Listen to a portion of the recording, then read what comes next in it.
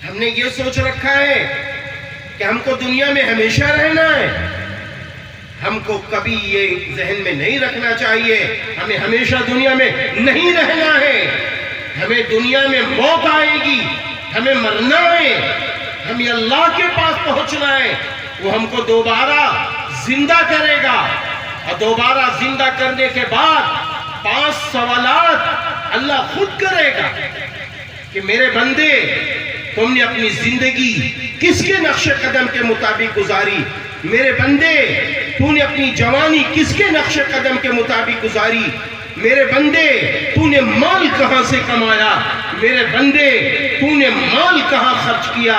اور میرے بندے تو جو کچھ جانتا تھا تو نے اس پر کیا عمل کیا؟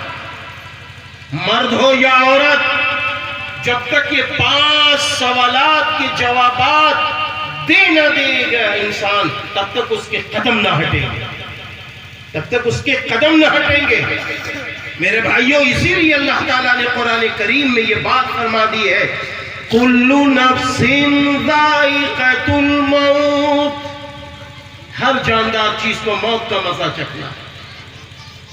اگر اس دنیا میں کسی شخص کو رہنے کا حق حاصل تھا تو معلوم ہے وہ ہیں میرے محبوب نبی, آپ کے محبوب نبی, سارے انسانوں کے نبی, رحمت للعالمین حضرت محمد عربی صلی اللہ علیہ وسلم کی ذات گرامی ہے. اگر رہنے کا حق کسی کو تھا ہمیشہ ہمیش کے لیے تو آپ رہتے, اس لیے کہ آپ کی آمد سے پہلے یہ دنیا سجائی گئی ہے. آپ کی آمد سے پہلے یہ آسمان, یہ چاند, یہ ستارے, یہ انسان, یہ جنات, یہ ساری مخلوق کو اللہ تعالیٰ نے آپ کے طفیل میں پیدا کیا ہے. تو جب میرے محبوب نبی کے طفیل میں یہ پوری دنیا سجائی گئی تو وقت مقررہ پر میرے آپ کے محبوب نبی حضور صلی اللہ علیہ وسلم کو اللہ کے پاس پہنچنا پڑ گیا. تو بتائیے میرے بھائیوں, اب کس کو ہمیشہ یہاں رہنا ہے؟ کس کو ہمیشہ رہنا ہے؟ اور پھر خالی مرنا ہی ہوتا.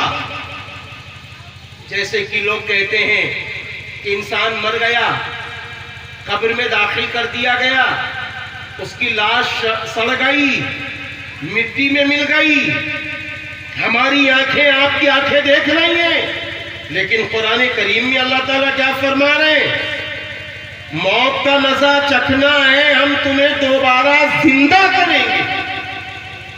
منہا خلقناکم, ہم نے تم کو اسی مٹی سے پیدا کیا ہے.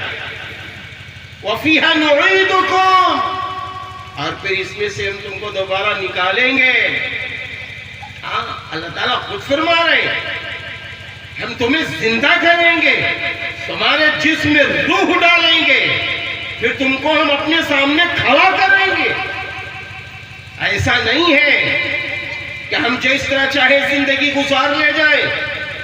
نہیں, جو ماں کا حق ہے ماں کو دینا پڑے گا, جو باپ کا حق ہے باپ کو دینا پڑے گا, جو بیوی کا حق ہے بیوی کو دینا پڑے گا.